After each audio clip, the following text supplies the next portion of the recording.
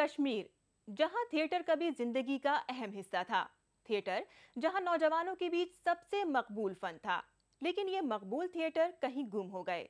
जाहिर है, इसके साथ ही थिएटर से जुड़े फनकार, राइटर और टेक्नीशियन भी हाशिए पर चले गए। लेकिन बदले दौर में एक बार फिर वादी में थिएटर की हलचल शुरू हुई है।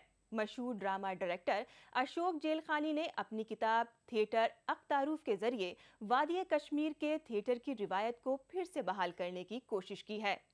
हालिया कॉमेडी ड्रामा फेस्टिवल में इस किताब का इजरा करके थिएटर से जुड़े फनकारों ने एक नए दौर का आगाज किया है।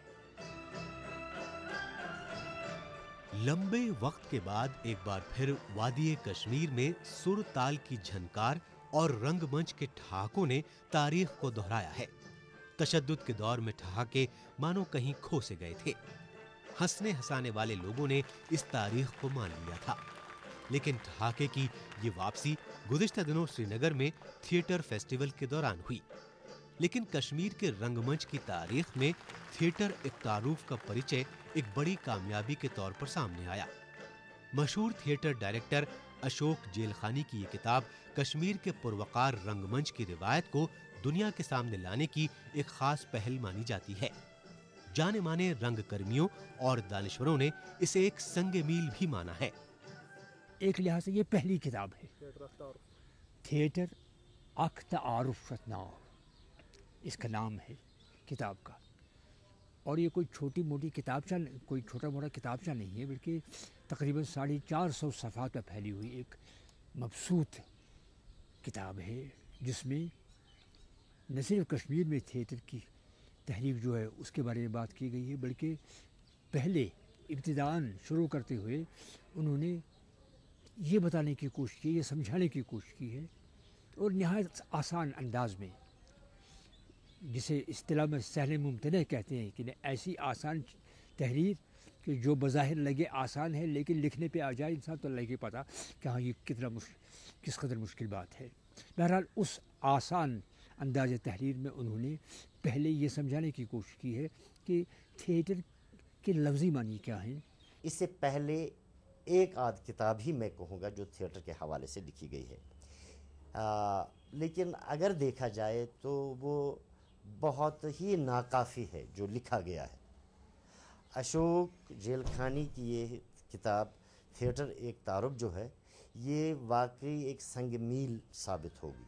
नमस्कार महाराज, नमस्कार महाराज, नमस्कार। लोकल टैक्स एक्स्ट्रा के इस मशहूर ड्रामे ने 80 की दहाई में काफी मकबूलियत पाई, लेकिन पिछले दिनों जब इसका मंचन श्रीनगर में किया गया तो लोगों ने उसी जोश के साथ इसका लुत्फ उठाया। 10 रोजा कॉमेडी ड्रामा फेस्टिवल के जरिए वादी में गुम हो चुके थिएटर की रिवायत को वापस लाने की ये एक खास पहल थी।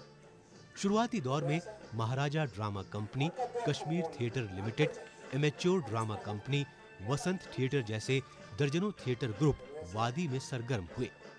1980-90 का दशक कश्मीर थिएटर का गोल्डन पीरियड के तौर पर जाना गया। रंगकर्मी अशोक जेलखानी ने अपनी हालिया किताब में इन्हीं लम्हात को जीने की भरपूर कोशिश की है।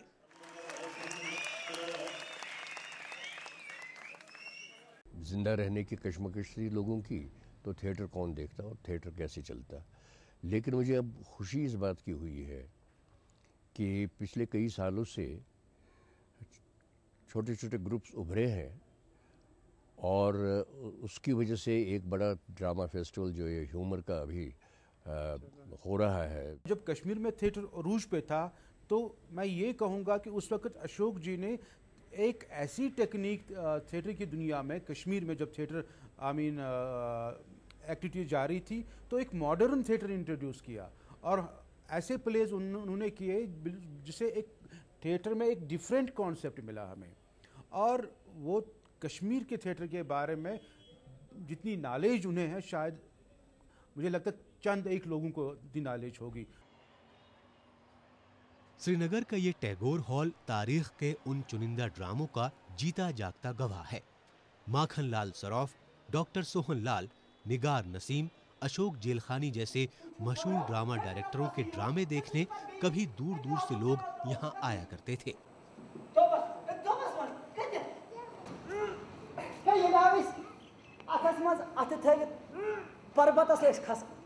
टैगोर हॉल के मशहूर नाटकों की इमेज आज भी लोगों के दिलों में बसी हुई है।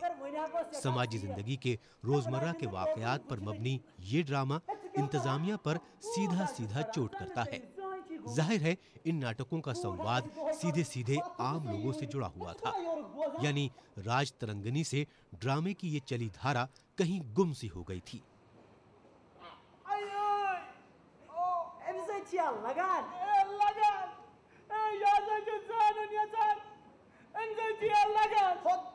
थिएटर और इस तरह की एक्टिविटी एक बहुत बड़ा रोल अदा कर सकती है इस मामले में। अभी जैसे आपने देखा होगा कि कश्मीर में जब से टेलीविज़न आया और ख़ासकर डीडी कशीर चैनल बना, तो बहुत सारे नौजवान टेलीविज़न प्रोग्राम मेकिंग से जुड़ गए। अदाकार की हैसियत से, टेक्नीशियन की हैसियत से, हिदायतकार की हैसियत से उनको रोज़गार भी मिला और अपनी क्रिएटिविटी दिखाने का एक प्लेटफॉर्म भी मिल गया। और चूँकि जैसा आपने खुद ही कहा कि एक अरसे से अब वहाँ सिनेमा हॉल भी बंद है, यानी एंटरटेनमेंट को कोई टेलीविज़न को घर में बैठ के टेलीविज़न देखना है, लेकिन बाहर जाके सिनेमा हॉल में सिनेमा देखना और थिएटर में जाके एक प्ले देखना और टेलीविज़न पे कोई प्रोग्राम देखना, इसमें ज़मीन आसमान का फ़र्क है। ये किताब सबसे पहले जो थिएटर की तारीख़ है, आलमी थिएटर की तारीख़, उस पर बात करती है। उसके बाद कश्मीर के थिएटर की जो रिवायत रही है बाणपत्र से लेकर 1990 तक, उस पर बात करती है। जितने भी थिएटर तहरीकें चली हैं, जितने भी थिएटर ग्रुप्स थे, जितने भी बड़े बड़े प्ले किए गए थे, उसके बाद जितनी भी तहरीकें थिएटर में चली हैं, चाहे जापान से हो, चीन से हो, जर्मनी से हो, अंग्रेज़ी थिएटर हो, जितनी भी तहरीकें चली हैं, उन सब तहरीकों का इसमें ज़िक्र है। इसमें बर्ताल ब्रख्त की थियरी ऑफ एलिनेशन से लेकर जितने भी मतलब स्टैनिस्लावस्की तक जितना भी मतलब थिएटर में हुआ है, मतलब डायरेक्टर या एक्टर के एतबार से, वो सब इसमें है। गाना ही गाना। कौन सा गाऊं? कोई भी गाओ, मुझे अच्छा ही लगेगा। मैना थिएटर कभी कश्मीरी समाज का अटूट हिस्सा हुआ करता था। संस्कृत नाटकों की प्राचीन शैली पर ग्रीक और रोमन थिएटर के बढ़ते प्रभाव का असर बाद में कश्मीरी फोक थिएटर पर भी पड़ा। अशोक जेलखानी की किताब थिएटर अक्तारुफ में इसी तब्दीली को उजागर किया गया है। साथ ही कश्मीरी समाज में रंगमंच को लेकर बढ़ती ललक के कारण फोक थिएटर में आए बदलाव को इस किताब में दर्शाया गया है। रंगमंच दोबारा अपने गौरव को पाए, इसकी शुरुआत हो चुकी है।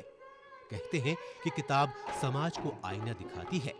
रिवायत को आईने में उतारने की इसे एक शानदार कोशिश माना जा सकता है।